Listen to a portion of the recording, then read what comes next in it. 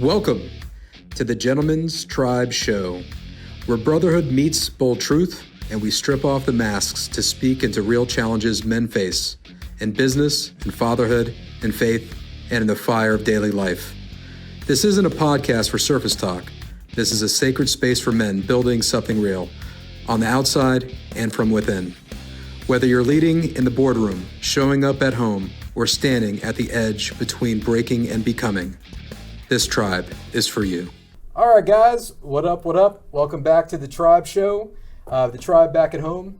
Might want to get some coffee, maybe spark some sage, whatever you guys are into nowadays, because we got a deep one here for you today. A lot of topics some could be lighter, some could be more mid-range. Today we're talking about grief. We have some excellent guests here today, which each have their stories about how it affected a traumatic event, maybe a loss that created pain that they transmuted, where they grew and rose in the ashes, out of need, and took a lighter steps as opposed to going down the path of darkness. So like I said, we are not keeping it light today, but hey, you know what? You can visit the pain, but you can't live there. So we're also going to have some fun on today's show, right? We always do. You know it. That's right. So I tell you what, Ian, how's your week going? Week's going great. Had an amazing night last night. It was great to see you and Aaron, one of our guests here today on the show. We launched, just an update on the tribe, we launched our Delray chapter yesterday, so we added another one to the tribe. Super excited about that, and we're getting ready for Friday. Our original Broward Founders chapters having our meeting Friday afternoon. Bryce, our other guest who's here today, is a member of that chapter as well, so it's a fun week. Awesome. We actually had, I don't want to tip our hand too much, but we did actually have a nice conversation today with a couple guys out of Coral Springs, Parkland area. We have set our first Coral Springs meeting for the first Friday in August the 1st. So we're just a couple weeks away from that first meeting as well. And it's such a beautiful space because, what we're going to be talking about here today, it is confidential in those meetings, but we go deep, and there are certain themes that are reoccurring. We might have men that have dealt with divorces, men that might have dealt with other type of losses in their lives. For me, it was a child, and I'm still fighting for my other child. For other people, it might have been a parent. But what's interesting is having those spaces, being able to let it out, but also seeing the beauty in it, seeing how men were able to transmute that pain into becoming something more that is a North Star in their life. So I tell you what, we've had a lot of fun today. Matter of fact, in the meeting today, we were even talking about everything from fun stuff to ChatGPT and collective memory. And I joked around. I said, well, yeah, the collective memory is great until all of a sudden I believe in a flat Earth and the moon landing was faked. I don't know. Aaron might believe that, but we'll see. I don't believe the moon landed. I don't think we landed there. See, this is all great topics for another show. Right. We're gonna have a conspiracy theory show. What do you think about that? Oh boy. Oh boy. All right. What about Bigfoot being the mayor of Minnesota? Did you hear that one yet? Mm-mm. No. I just made that up. So I'm not into Bigfoot that much, but we can talk about the moon landing later. It just doesn't make sense to me. You don't like Bigfoot? I like Bigfoot. Oh, okay. You ever see Harry and the Hendersons? Yeah. See, now we're dating ourselves because that was a movie when I was a kid. Are we becoming of an age where we drop some sort of pop culture and we're getting there? People forget it. I had an assistant, right? Several years younger. He was in his early 20s. I'm in my 40s. All right. You just gave it away. I know. I don't care. I'm of an age the where grays, I don't care anymore. I know the gray. I think I talked last week about starting my Rogaine treatment. Oh boy, boy, guys, no laughing there. These guys have beautiful heads of hair. See, this is why I need to have Pedro back so I could, or Damiano at least. Got to have fun with those guys. Anyhow, but that's my future when I'm looking at Damiano's hair. But anyhow, what was I saying? I was saying something. You were telling us a story. Well, I know, but which one? Harry and the Hendersons, your assistant. Oh, that's right. Yep. So I had this assistant, and I dropped like a Back to the Future reference. Looked at me like I had three heads. Uh-huh. Does that ever happen to you? Mm-hmm. Dude, awful. They don't get We're it. getting there. He thought that the save button on the computer when I was training him was a Coke can with a vending machine with a Coke can in it. Oh my God. And I'm like, that's a floppy disk. And he goes, what's a floppy disk? Anyhow, I'm just ranting now because, we are getting older. But we're gonna have a chance to talk about some deeper stuff. So let's actually go there. So Ian, our audience has gotten to know you over the last, couple months, Yeah, right? yeah, we've been doing it for a good bit. I tell you what, I'm going to give you the opportunity right now. What if there was one thing that the audience doesn't know about you by now that you'd want to share? What do you think that would be?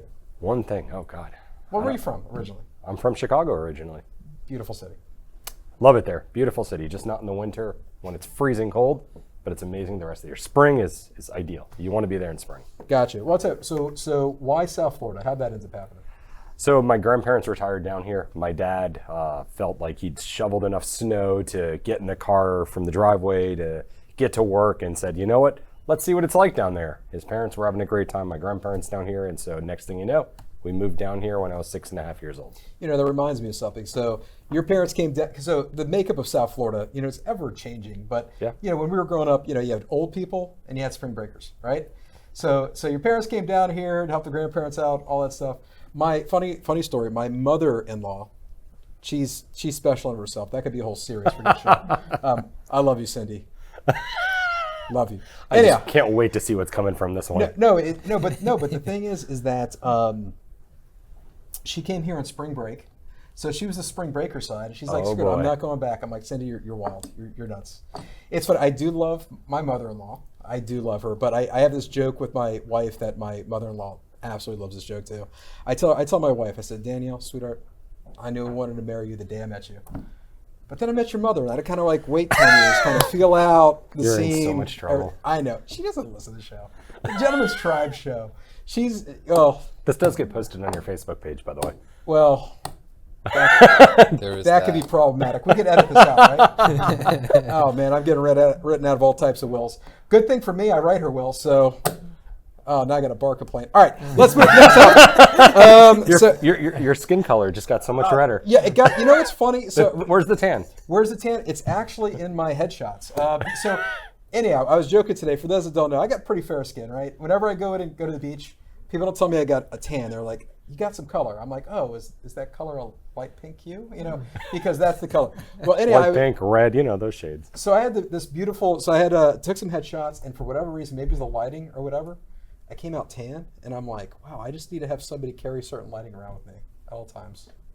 But you got to make more money for that. So, anywho, you were telling us about how your family made it down to South Florida. Yep. So go deeper on that. Tell us about your family. So I have my parents, obviously, and I have two younger sisters.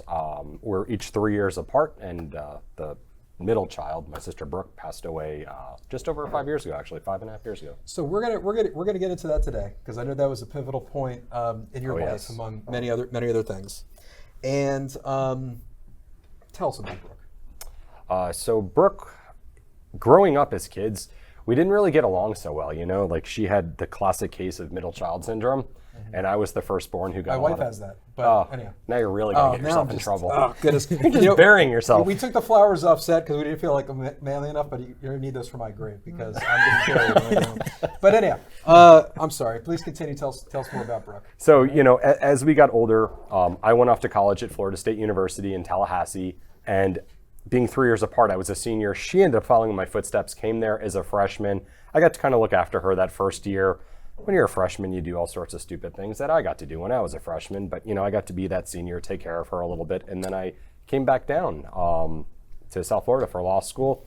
Actually, it's kind of funny. We met at Florida State. Darn right we That did. was over 20 years ago. Man, it's getting close to 25 years. We're getting old. I cannot believe Holy cow. Because you know the first few years of your life really don't count. You're a kid. Like your memorable life.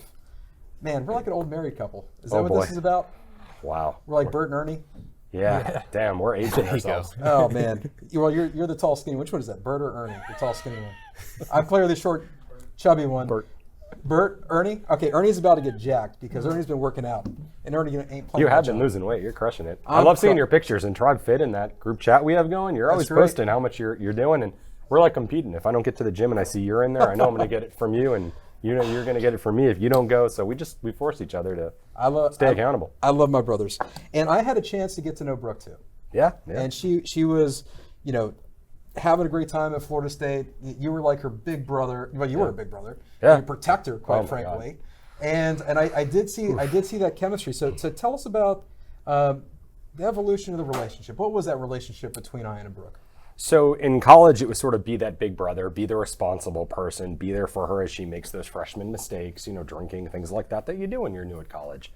So I got to take care of her. We didn't always see eye to eye then, and growing up as kids, we didn't get along super well either. But it got better through college towards the end of her freshman year, my senior year. And then I left. I went to law school back home in Fort Lauderdale area at Nova Southeastern University. And so we communicated by phone. We were, in touch with each other. When I got married shortly after law school, my wife at the time did not see eye to eye with my sister. At some point, she was actually removed from the wedding party. That was a wild time for the family. Things resolved over the following years, and they got along. But obviously, when your spouse doesn't get along with your sister, it has a profound effect on the relationship. Thank God it resolved. Things got better. But as that marriage came to an end years later, and when you're married, your spouse is typically like one of your, if not your best friend, pretty darn close to it. And so as that relationship degraded and I was losing some other friendships just because of where I was evolving with my life, I was very busy as a young lawyer, working constantly. That was when I reconnected very close with Brooke. She became my best friend. She was my go-to. She was the person that when I was going through a tough day and I needed someone to call, that was the phone call. And I would get the same call from her. And unfortunately didn't last very long until she passed. But what's I'm grateful for that time. What's interesting to me is, so she was that phone call. She was that call. And it sounds like the way that you're, just like any siblings, I have a sibling as well where there's always an evolution of sorts. But it sounds like you had, you guys growing up together, didn't always see eye to eye, but you fell into this beautiful state. Yeah. Where it was almost peak relationship between you and Brooke. Yeah, it was a short period of time, but I'm grateful for it. Tell us what happened to Brooke. So my sister got married. Her husband, Chris, I'm still very close with him, and they moved to southern Mississippi, about 45 minutes to an hour out of New Orleans where his family lived, and they decided to get married and have a child, and they wanted the child to grow up there and be raised a certain way there. Smaller town, better upbringing, frankly, from what the perspective they wanted. And so they moved up there, and unfortunately, she had some complications with the birthing of my niece, and she went into labor at, I think it was 34 weeks or 32 weeks. It was a good 2 months premature, and she passed away because of complications delivering the child. And I feel like that's almost unheard of nowadays. It's extremely rare. It shouldn't happen, but it does, and life happens. You gotta learn to roll with the punches. We're gonna get into deeper about how this affected you, and basically some of the. I know that there was a spiritual component with you. I know that there was. Matter of fact, we can talk a little bit about now. You happen to be a personal injury / medical malpractice attorney. Yep. And I don't think that was by accident. You want to tell our audience a little bit about that? It was challenging. My background for the first 10 years or so that I practiced law, I was dealing with insurance defense for most of that period, the first 10 to 15 years. And what I focused the bulk of that time on was medical malpractice defense. So representing hospitals and doctors. So for me, this was a pretty significant shock.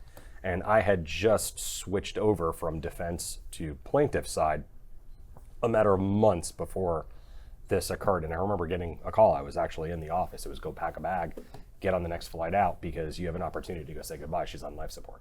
So I did. And, that was soon thereafter. I realized I did not want to work at this firm. I did not want to have bosses anymore, and I wanted to reapproach my life and take control of it. So a lot of things changed thereafter. Yeah, I tell you what, we know the old jokes of, you're chasing ambulances, this and that, this is a life calling. You're fighting for people in ways that you saw the importance through the grief you dealt with your sister.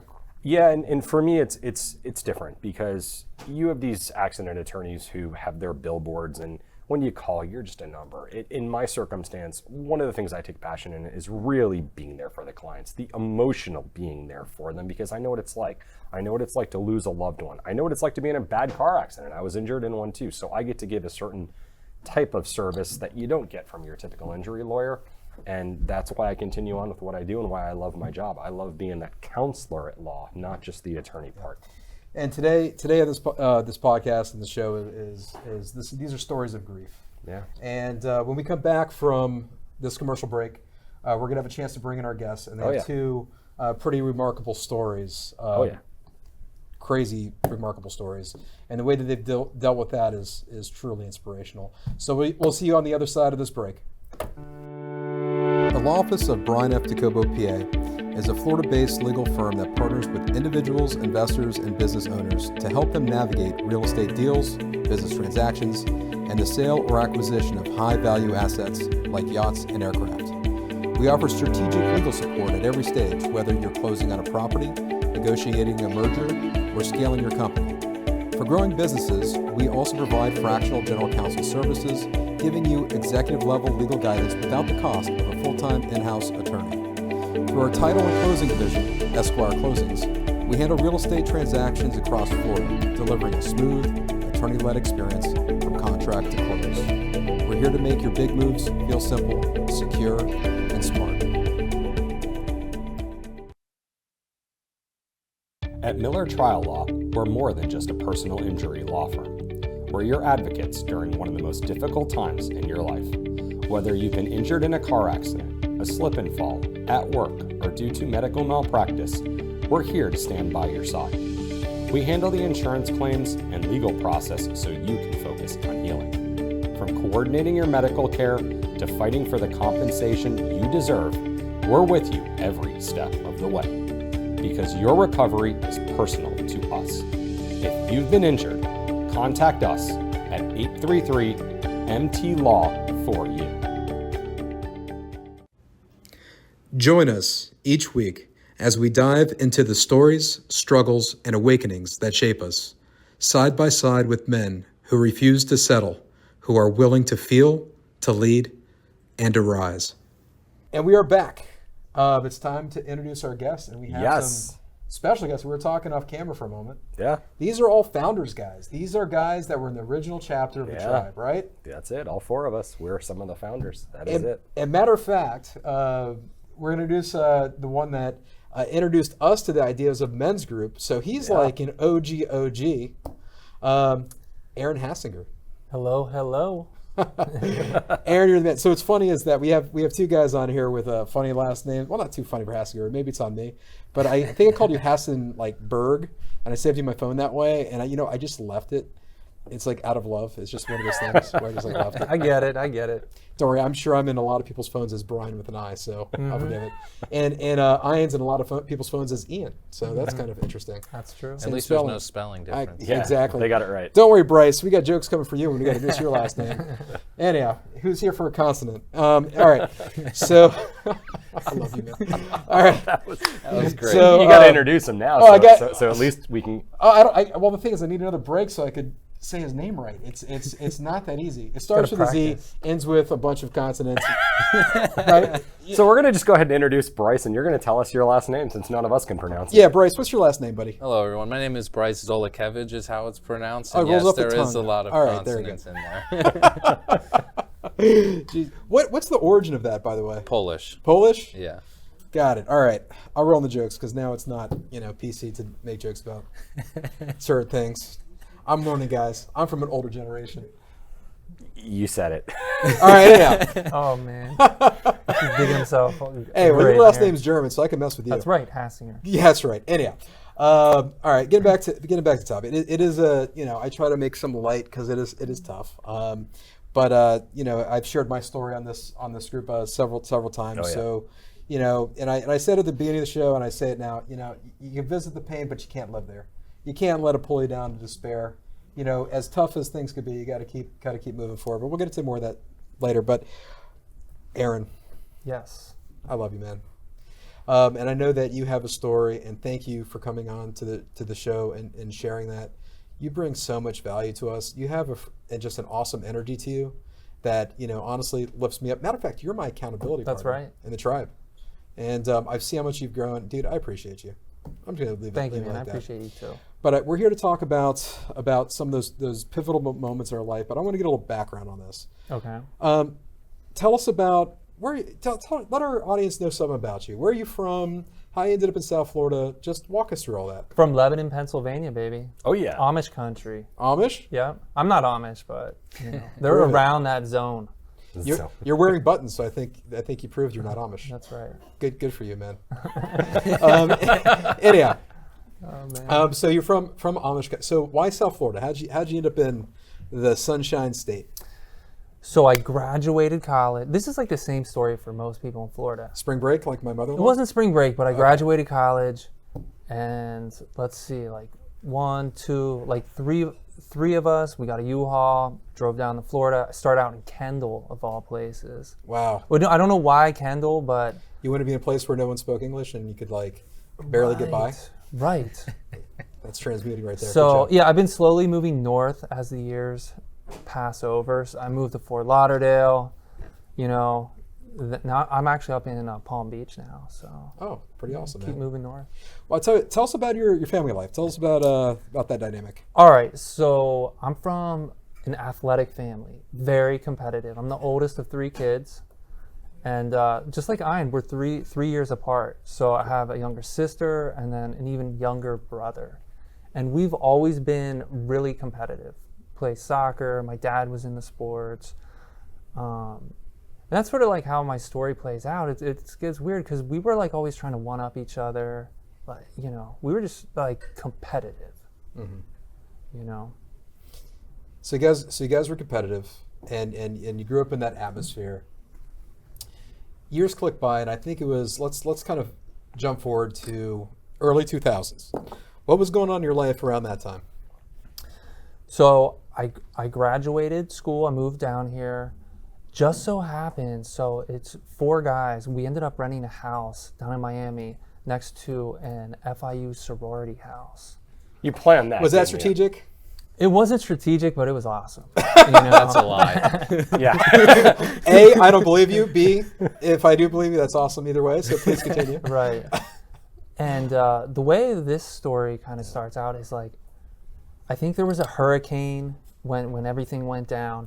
And I'm not proud of this, but I was next door playing beer pong, with the girls. You should be proud of that. You're not proud of that? Why not? I mean, it was a hurricane, right? And I get a call. You went to safety. Yep. Yeah, I get a call. Well, let's hear this. I think it was like 9 at night, and it's my mom. It's like, your brother had an accident.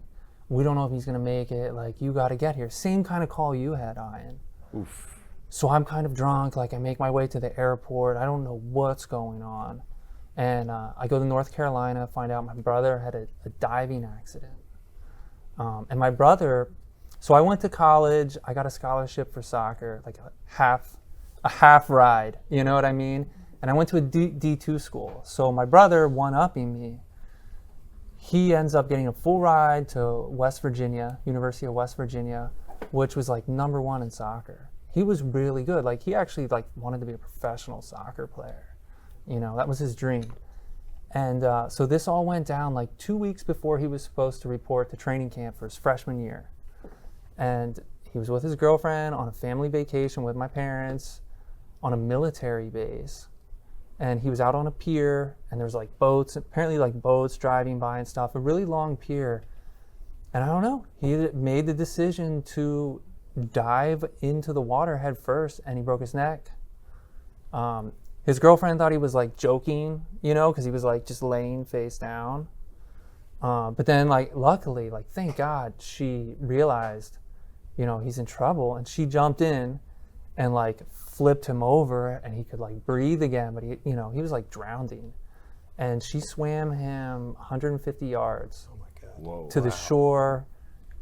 They got a helicopter, a jet, like all this stuff to like whisk him away. And that first night, like we didn't know like what was gonna happen, if he was gonna make it. Just holding his hand.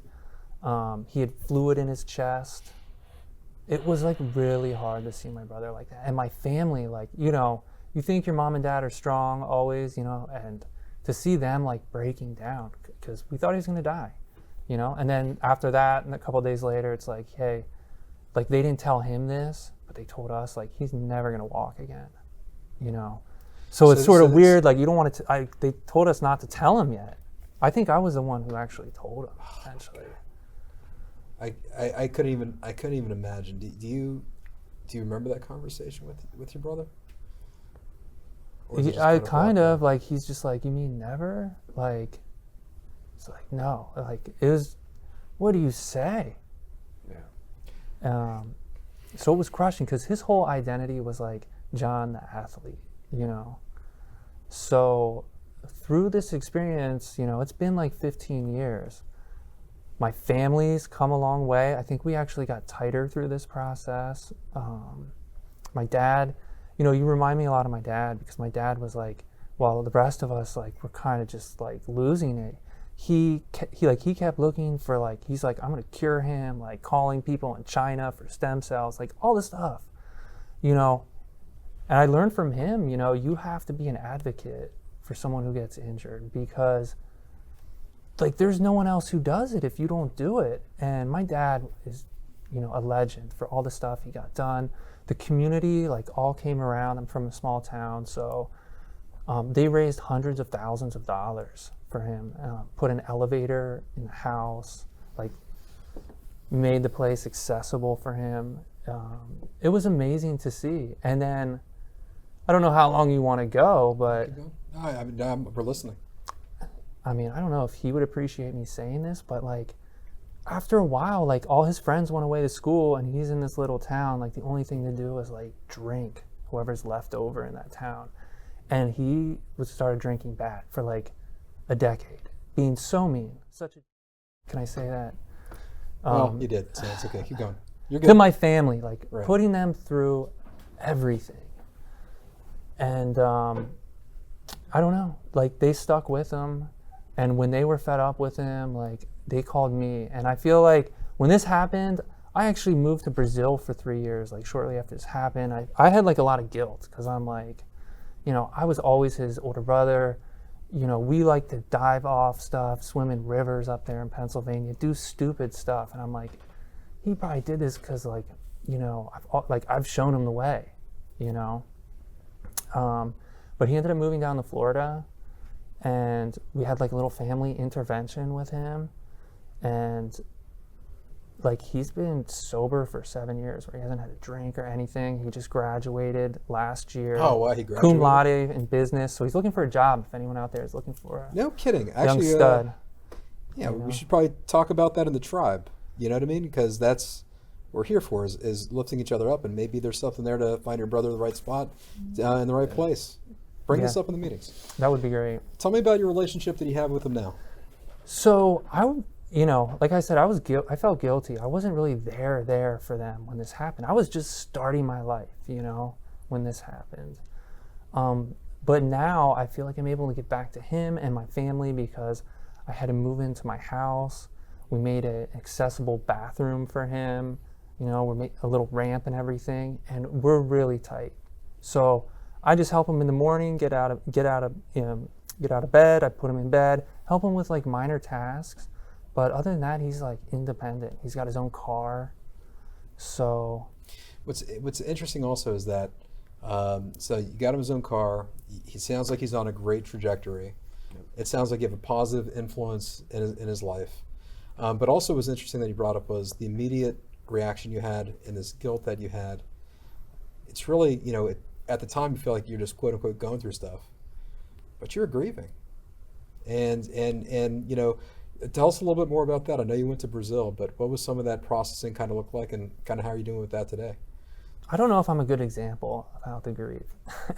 You know, I ended up going to Brazil, and I honestly like was just partying and like almost ignoring it. Like I'm not proud of that. I'm not proud of that. It's like denial. It's a part of the grief stages. Yeah. Right. You know what's interesting when I hear you talk about this? So I'm gonna get vulnerable here a little bit.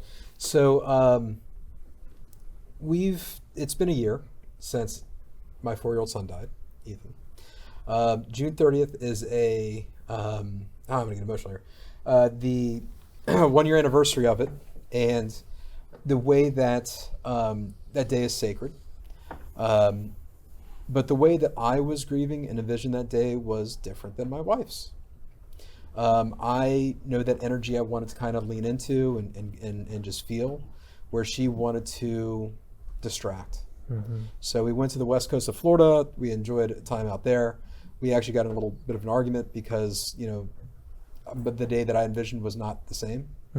But we reached a compromise. We came back. We had a wonderful, beautiful time back here in South Florida, and we honored him in that way as well. So I think that what I'm hearing is that, when it was avoidance of those feelings, which is not uncommon. And then later on, maybe there's energy there that needs to be released, and I'm sure you have stories with that, but it's not terribly uncommon. Love you, man. Yeah. We're going to bring in our next guest, Bryce. Bryce Z. Bryce Z. Bryce, we're gonna. You have a profound story. Yeah. You are, and I can't wait for our audience to hear your story. And honestly, we only have an hour-long show. We could probably have this show for 5 hours today. But you are an example. You were so young, and you're going to share with our audience in just a moment. But the way you transmuted this grief and the way that you have grown and continue to grow in this, you're an example of a man among men. And you are young. Thank you. I think you're 23 years old, but you are wise beyond your years. Beyond your years. And I think that it's no small part to life coming at you fast. Yeah. So it's your turn. So let's talk a little bit before we get to the event. What was life like for you? Well, where were you from? Where'd you grow up? My family's from Chester, Pennsylvania. We moved to Delaware shortly after I was born. My mother and father met in Delaware on a vacation. They had me a year or two after they got married. Then they had my younger brother, so it's just me and my brother 4 years after that. And, as a kid, everything was good, but as I became a teenager, I struggled with domestic violence with my father. My parents got divorced, and that obviously kept getting worse. And that was obviously before everything turned upside down, but, I didn't have the greatest childhood, and I'm okay with that looking back. It taught me a lot that I needed to know about life, and, it sucks, but I don't feel bad about it. I don't play victim about it, and I think that's important because it taught me a lot about what I want for my life. So let's fast forward. So dad's not in the picture. No. Your mother what's her role during this period of time? Tell us about that. So I was practically raised by a single mother. After my parents got divorced, she took care of me, made sure food was on the table, a roof was over my head, provided everything financially for the most part, and she was kind of my emotional rock that I needed for my teenage years. It doesn't mean we didn't fight or whatever, but generally speaking, I could go to her about anything. In my darkest moments, my dad and I did not get along at all, and I basically told her, Mom, I don't want to go there anymore, and if you're forcing me to go there, I don't want to live anymore. It was that bad. And I told her that, and she started to do things to get me to that point. And ultimately, shortly after she started putting things in motion, her and my brother got into a car accident outside of my neighborhood that I grew up in. So, I was just sitting there one day after work, and I was doing actually a seminar, learning about business, and I had just finished the seminar, and I remember like it was yesterday. 8:18, I got a phone call from my cousin, and I never get a phone call from my cousin, so I knew something was wrong. And basically she told me, your mom and your brother were in an accident, you should go to the hospital. I said, what hospital? And she was basically like, your brother's at AI, a children's hospital, and your mother's at Christiana, the main hospital in Delaware, Newcastle County. And I just remember I had a tank top and shorts on, I threw my slides on, and I just ran out the door. I made a 30-minute drive. I should have been pulled over. I should have had a lot of things. I made a 30-minute drive in less than 10 minutes. It was one of the craziest rushes of emotions that I had ever felt. And I got there. This was during COVID, by the way. So if you guys have been to a hospital during COVID, you know that the mask, the visitation, only one person at a time, not immediate family. I mean, the list goes on. But I got there, and the nurses told me, your brother's can't walk right now, but he's gonna live. His pelvis was broken in 6 places. The driver that hit them was a drunk driver driving under the influence and hit them at 80 miles an hour head on. So obviously the whiplash was insane, but the nurses told me that my brother would survive nonetheless. So my focus immediately shifted to, what about my mother? And I got a call shortly after from one of my other relatives and said, you need to go to the hospital, like now, because she might not make it. So I went to the other hospital, and I was a wreck. I mean, I wasn't happy per se, but I was losing the one person that was kind of my safety net. And I think we all have that in our lives, especially from our parents, as a safety net, a backbone or a rock, if you will. That was on life support. My rock was on life support. And I was sitting there in the hospital waiting for the doctors to tell me something. And for 6 hours, I got nothing. I was just sitting there waiting. And it was like 2:15 in the morning, and they finally said, everybody needs to come up and say goodbye. So at 19, this is when this happened, in 2020, I lost my mother, and that whole experience just completely set forth a series of events and a series of emotions that forged me from a broken boy to a strong man. And it was not easy.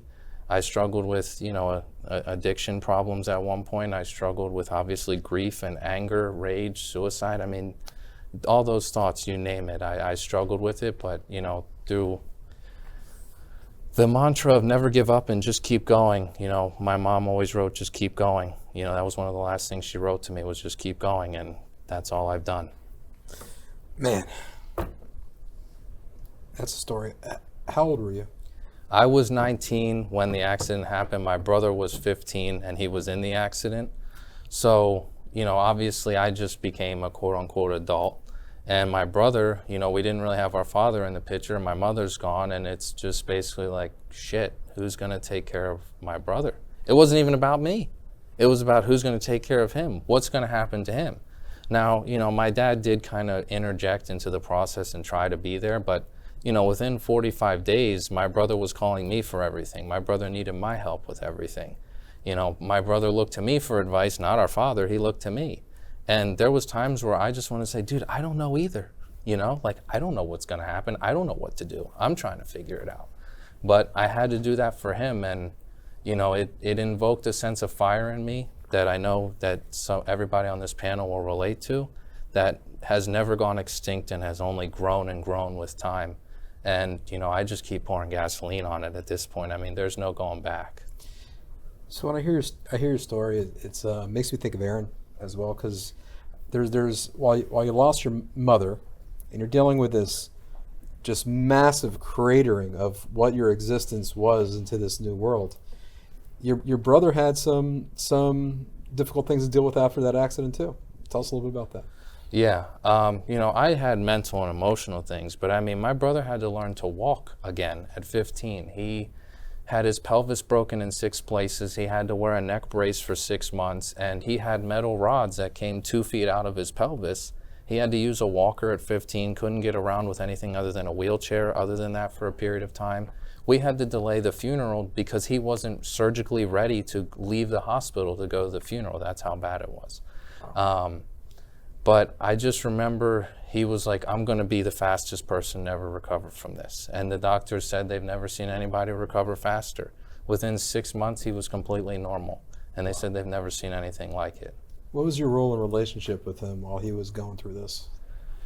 Oh, God.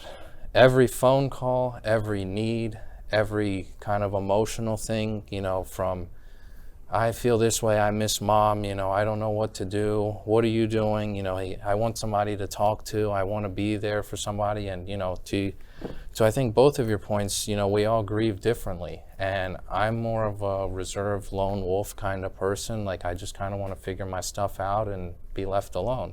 My brother is very communal. He likes to be around people, and he relies on people that he likes, loves, and trusts to be there for him and, kind of work with him through situations, and I wasn't always that person. I basically sometimes said, dude, just figure it out. Like, I don't know how to help you. I can't help you. I need to help me. And, you know, to Aaron's point, I felt guilty about that at times. But at the end of the day, I think, you know, we've grown thousands of times closer from that because, you know, he saw me for me, and it stopped being two kids, you know, being raised by a single mom, and it became two men trying to figure out how to do life together. And, you know, I mean that in the most brotherly love way ever. Like, I mean, we still fight constantly, but at the end of the day, that love is so much deeper than it ever could have been without these circumstances. And, you know, emotionally, he's still learning and growing. But, you know, one thing he's told me is, you know, that I lead by example and that I keep his feet to the fire and I don't let him get comfortable. I don't let him wallow, and I don't let him continue to suffer. I keep pulling him up, and he pulls me up too. That's amazing. So you didn't let him wallow. You kept pulling him up, and that's the emotional security. You were able to provide that to your brother. Yeah. Something that you really didn't have Ever in your own life. And you were able to be that for your brother in his biggest time of need. And while that's probably the most important thing, tell us about what happened with the immediate needs. This event happens. You know, what was life like? You know, you're without a mother. You're helping your brother out. How'd you keep food on the table? How'd you get a place? You know, how did you kind of weather that immediate storm? So luckily, a lot of family, like my mom's sisters, I did have a stepdad at the time, you know, that they all kind of pitched in to be there a little bit. But again, as a lone wolf, I just kind of was like, you guys are all grieving too. You know, you guys want to talk about this and talk about that. I don't want to talk about that. So I worked 2 jobs. I worked at Walmart. I worked at another grocery store, and I traded stocks as well. I did a little bit of e-commerce as well. Like, I was I was a hustler. Like, I had to be a hustler. I mean, I always was, but I was also in college doing that virtually at the time. So it was like I was constantly going. I mean, there was some nights I slept in my car just because it was easier to be at peace alone. And my brother will attest to that too. He did the same thing at some times. It was just easier to be in your own world and be in your own peace and keep hustling than it was to be around other people that were grieving. Because, you know, some of my family members today, I still love them, but they're still grieving. They're still wallowing. And that's what led me to coming down here. Was I was tired of wallowing in all the crap that we've all been through. Like, we all have stories, we all have crap, you know, right? And I was tired of it. So I called the only family member that ever moved away and said, hey, I'm thinking about moving to Florida, you know, would you help me? And she was like, yeah, just let me know when. And, you know, 2 years, 3 years later, my brother followed suit. But, you know, I was taking care of my brother from 1,000 miles away for years, you know, emotionally, financially, mentally. Just everything. Yeah. Everything. And what I love about what you're saying, we got to go to a commercial break real soon. Sure. Is that I could totally relate, because there's different ways of dealing with grief. Took action. It's beautiful. I had to. There wasn't an option. There was nobody, to this day, there was nobody that took action. Somebody had to do it. Somebody had to step up. And it had to be you, and you stepped up. And I think that's a profound story. Thank you for sharing that. We do have to catch a break. We will see you on the other side of this, of our sponsors. The Law Office of Bryan Docobo, PA, is a Florida-based legal firm that partners with individuals, investors, and business owners to help them navigate real estate deals, business transactions, and the sale or acquisition of high-value assets like yachts and aircraft. We offer strategic legal support at every stage, whether you're closing on a property, negotiating a merger, or scaling your company. For growing businesses, we also provide fractional general counsel services, giving you executive-level legal guidance without the cost of a full-time in-house attorney. Through our title and closing division, Esquire Closings, we handle real estate transactions across Florida, delivering a smooth, attorney-led experience from contract to close. We're here to make your big moves feel simple, secure, and smart. At Miller Trial Law, we're more than just a personal injury law firm. We're your advocates during one of the most difficult times in your life. Whether you've been injured in a car accident, a slip and fall, at work, or due to medical malpractice, we're here to stand by your side. We handle the insurance claims and legal process so you can focus on healing. From coordinating your medical care to fighting for the compensation you deserve, we're with you every step of the way. Because your recovery is personal to us. If you've been injured, contact us at 833-MT-LAW for you. Join us each week as we dive into the stories, struggles, and awakenings that shape us, side by side with men who refuse to settle, who are willing to feel, to lead, and to rise. And we're back, and we are back with Bryce. So Bryce, you're an incredible young man, and you're actually involved. You actually have your own. You're working in the insurance field now. Mm-hmm. Why don't you tell us a little bit about that and what led you there? Yeah. So everything we were just talking about, ultimately led me there. 2 weeks after my mom's death, the funeral had settled down. My brother's kind of slowly starting the recovery process, and I get a call from the Hartford, and they were like, "Hey, your mother had a life insurance policy through work." And I said, life insurance? Like, I knew what it was. I know what insurance is, whatever, but I didn't know. You don't know, right? So I said, "Okay, well, what do I need to do?" And they're like, "Tell us where to send the check." And I was like, "Okay, send it here." So I got the check, and I was like this is like insane. Like, I can stop working 2 jobs. I can think for the first time in my life and plan. So then there was that, and then obviously my brother being a minor at the time, we had to go to probate court, even though there was a will and an estate. My dad, being the person that he was, tried to help, but really I think was just contesting the will and making it a bigger scene than it needed to be.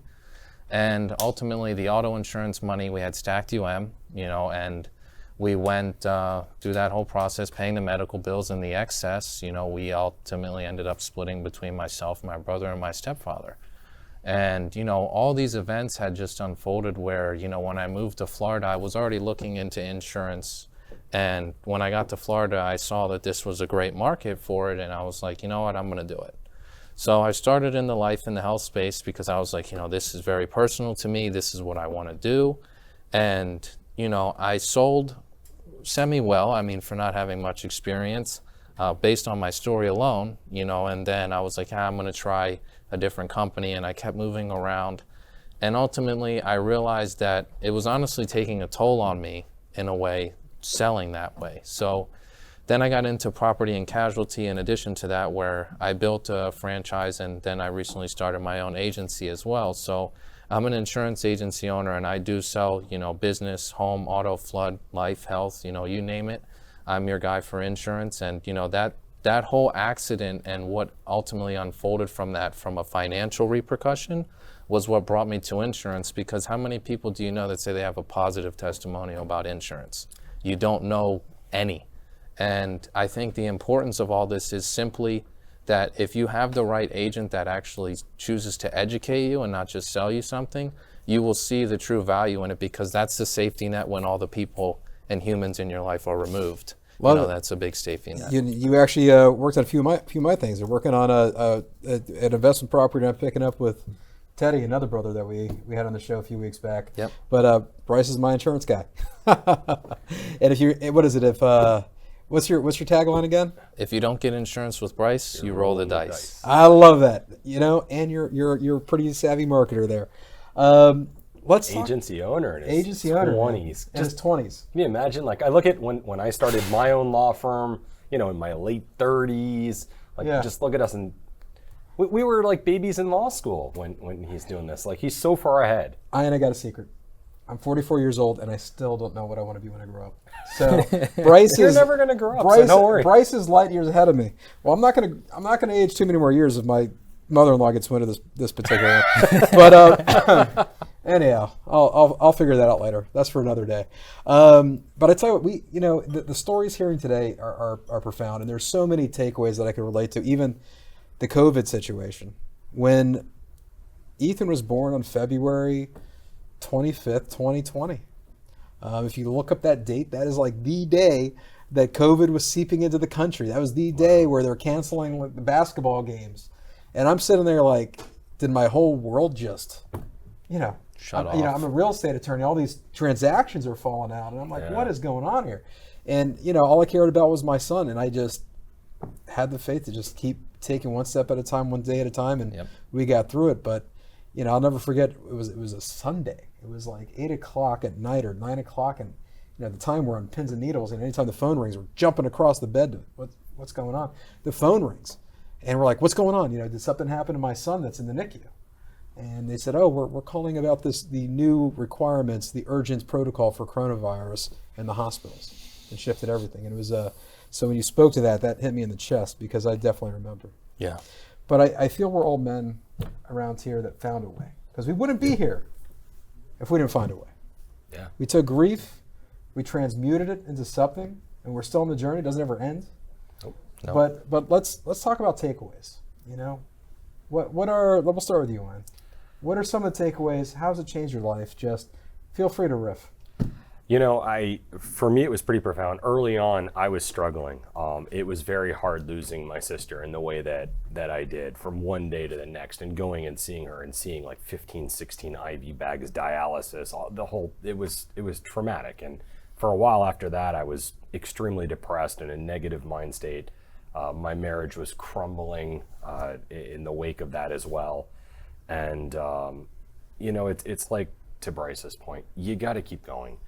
You could either let trauma break you, or you can allow it to make you. And through great mentorship, good friends, I found a way to transform my life. I found purpose, meaning, and really, I'm just so grateful for the people I got to interact with, especially, guys from the tribe who gave me a new mindset, who helped me, directed me towards reading some books that kind of reframe how I look at life. And I'm just forever grateful for that, because now I'm in such a better mind space. And now I'm able to help guys who are going through trauma, and help clients and people, because I understand what they're going through. It is not an easy process, but if you allow it to make things for you, you'll be so much better off. I think the big key is, after a traumatic event like that, you look at things like this and, why is this happening to me? It's all about, why is this happening to me? But then when you shift your perspective to, why is this happening for me? What's the lesson to learn? What's the growth that can come from this? When you get to that stage of grief, and it doesn't come right away, or at least it didn't for me, that's where the magic can occur, and that's where you can really transform your life. We're short on time, so Bryce, just give us just a few words on, and then I'll close this out, but give us a few words on how it changed you. Sure. So I'm going to try and keep this as short as I can. It taught me how valuable life truly is. Tomorrow's gone, tomorrow never comes, and today is all that there is, and that's all that there ever will be.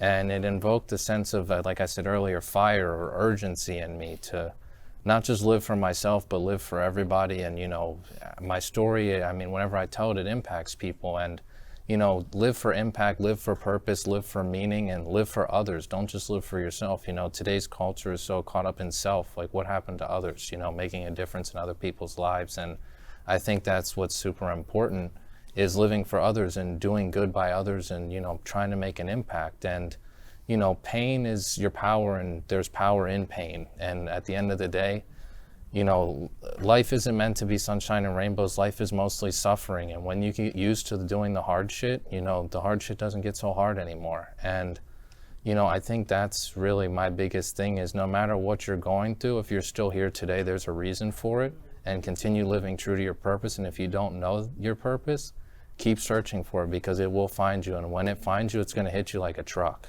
but it's coming. And we're not immune. We're not, got news for you. Nobody's getting out of here alive. And I'll say this, just, it's, I think everyone reaches a point in their life with as tough as life could be. I think in everyone's life, if they keep taking the steps forward, they're going to reach a place where they're going to look back. And even the hard stuff was the universe happening for you. Yep. We were meant to walk these fires. What we do with it is up to us. 100%. But the universe is guiding us, and we're on our way. Thank you to our guests. This was a great podcast. It's one I've been wanting to do for quite some time. And it's deeply impactful for me. Putting it out there again, I am in the need, asking the community. I do need to raise a substantial amount of money to save my kid. So if you're interested in connecting with me, if you have any influencers are out there that want to promote a virtual 5K coming up on August 23rd, I'd love to hear from you. Give me a call. My number is 754-222-5111. I don't walk that fire because what I got to do with it isn't going to just save my kid. It has a chance to impact the entire rare disease community, the age-related disease community, and the longevity community. And I'm starting to believe this happened for a reason. It wasn't by accident. It wasn't by chance. I'm here for that reason and for that purpose, just like we are in our own individual journeys. For the tribe abroad, for the tribe home, we will see you next week. That concludes today's episode of the Gentleman's Tribe Show. If you found value in this conversation, we invite you to share it with someone in your circle who's walking this path of growth and leadership. Until next time, stand tall, speak truth, and continue becoming the man you were called to be. We'll see you next week.